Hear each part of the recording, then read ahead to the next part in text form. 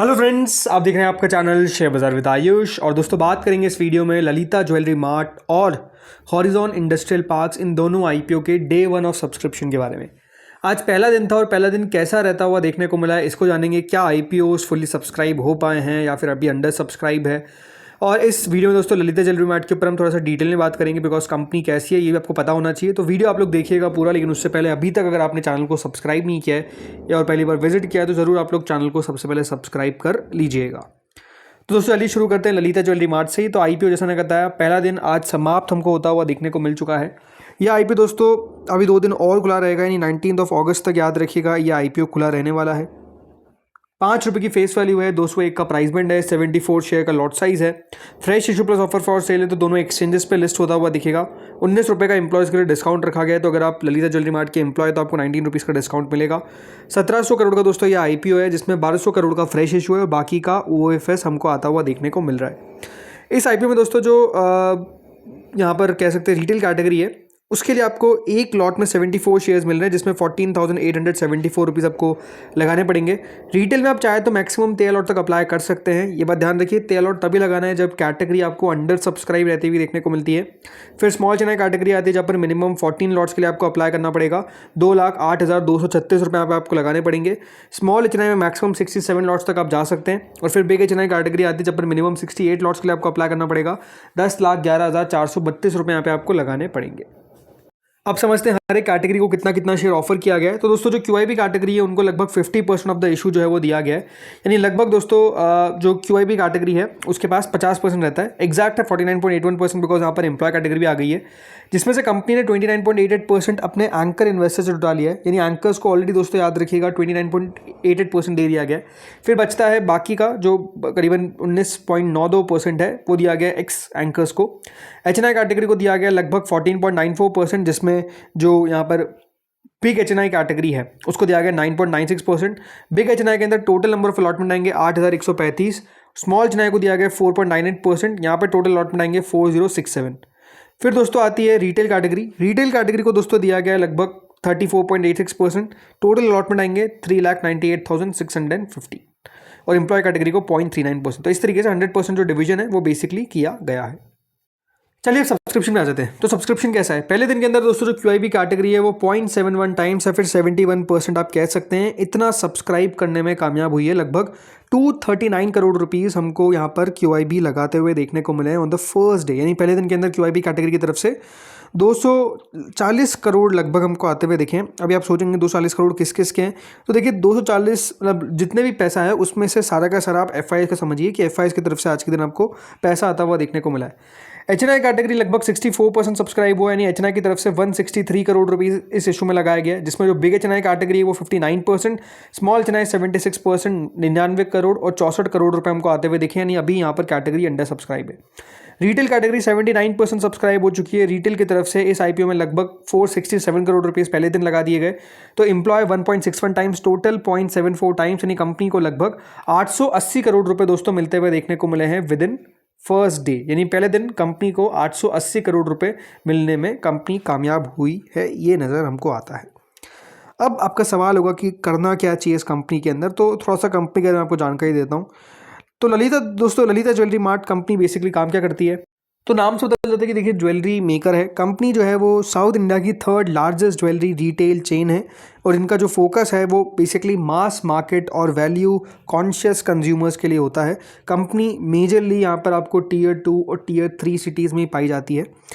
जो कंपनी है उसके पास लगभग 61 स्टोर्स है, जिसमें 51 लोकेशंस में ये अवेलेबल है in the states of Telangana, Andhra Pradesh, Tamil Nadu, Karnataka, और एक स्टोर आपको एक यूनियन टेरिटरी जो पुडुचेरी है वहाँ पर भी आपको देखने को मिल जाता है। देखिए जो कंपनी है वो बेसिकली कह सकते हैं जो ज्वेलरी है वो कॉम्पिटिटिव रेट्स में देती है, जो आप यहाँ पर बाकी प्लेयर्स से देखते हैं, यानी जो national players like Titan and etcetera etcetera.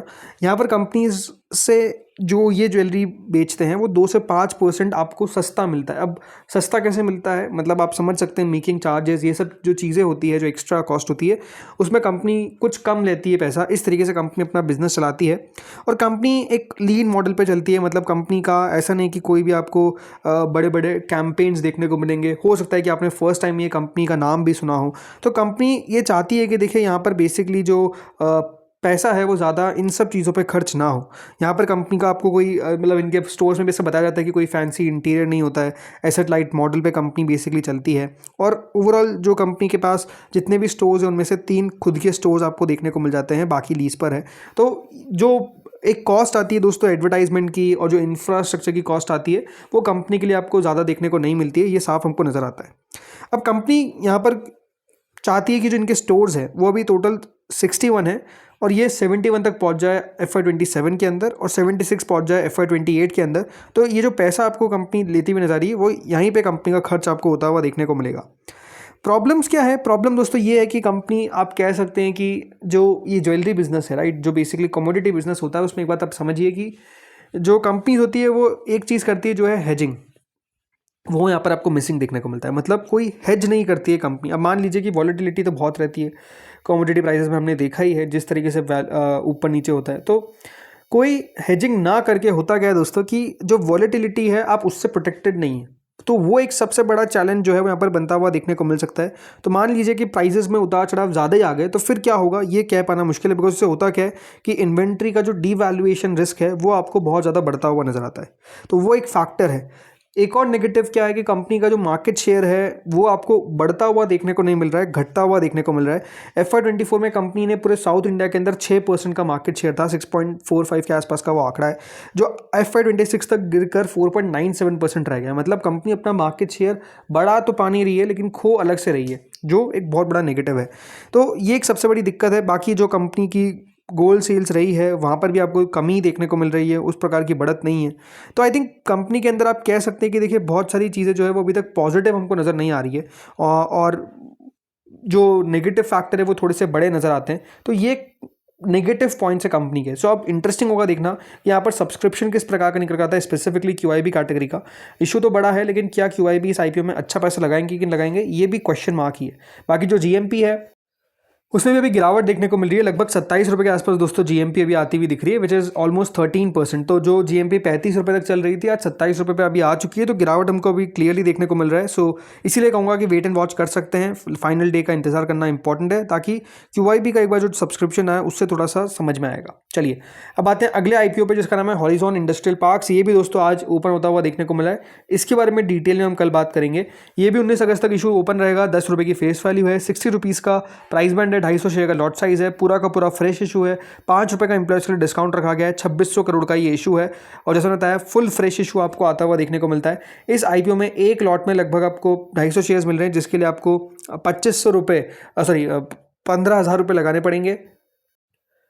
Retail में मैक्सिमम 13 लॉट तक अप्लाई कर सकते हैं, फिर 14 लॉट्स के लिए आपको स्मॉल चेन्नई में जाना पड़ेगा, मैक्सिमम 66 लॉट तक अप्लाई कर सकते हैं और 67 लॉट्स बिग चेन्नई में जिसके लिए 10,05,000 रुपये आपको लगाने पड़ेंगे। रिजर्वेशन इस IPO में कुछ इस प्रकार से कि दोस्तों 74.86% QIB के लिए रखा गया है, जिसमें कंपनी ने 44.91% ऑलरेडी यहाँ पर दोस्तों जुटा लिए किससे, QIB कैटेगरी से। बाकी 29.95% याद रखिएगा एक्स QIB एक्स एंकर्स आता है, मतलब एंकर से ये 45% कंपनी जुटा लिए। इसके अलावा जो HNI कैटेगरी उनको 15% ही दिया गया है, जिसमें बिग HNI कैटेगरी को 9.98%, स्मॉल HNI को 4.99%। बिग HNI में टोटल अलॉटमेंट आएंगे 12,360 और स्मॉल HNI में 6,179। इस IPO में रिटेल के लिए हिस्सा सिर्फ 9.98% ही रखा गया है, तो टोटल अलॉटमेंट 173,030 इतने आते हुए देखने को मिलेंगे और एम्प्लॉय कैटेगरी को 0.19% का हिस्सा दिया गया है। सो कैसा रहा पहला दिन? पहले दिन दोस्तों जो QIB कैटेगरी है वो 19% सब्सक्राइब करने में कामयाब हुई है इस IPO को। मतलब QIB के द्वारा लगभग 144 करोड़ रुपए लगाए गए। ये जो 144 करोड़ थे ये हमको आते हुए देखने को मिले हैं लगभग 104 करोड़ रुपए अदर्स कैटेगरी से और 40 करोड़ रुपए के आसपास म्यूचुअल फंड्स ने अप्लाई करा है। इसके अलावा जो HNI कैटेगरी है वो 3% सब्सक्राइब होने में कामयाब हुई है। मतलब HNI की तरफ से भी कुछ खास पैसा आया नहीं है, मात्र 12 करोड़, जिसमें बिग HNI कैटेगरी की तरफ से 3%, स्मॉल HNI कैटेगरी की तरफ से 4%। रिटेल कैटेगरी दोस्तों 21% सब्सक्राइब करने में कामयाब हुई हुई है, लगभग 54 करोड़ रुपीज़ आए हैं। एम्प्लॉय कैटेगरी 34%, टोटल 15%, यानी आईपीओ को पहले दिन बहुत ही पुअर रिस्पांस मिला है। मात्र 213 करोड़ रुपए कंपनी को आते हुए दिखे हैं on the first day.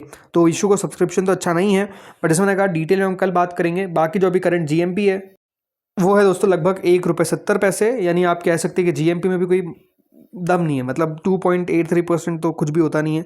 But अभी यही जीएमपी चलती हुई दिख रही है। अब देखते हैं क्या होता है यहाँ पर, कितना और सब्सक्रिप्शन हमको आता हुआ देखने को मिलता है। Interesting to watch out for कि क्यूआईबीज क्या करेंगे इस आईपीओ के अंदर, क्योंकि इशू का साइज तो अपने आप में बड़ा है, बट लक ज़्यादा कुछ नहीं रहा है। तो अब देखते होता क्या है।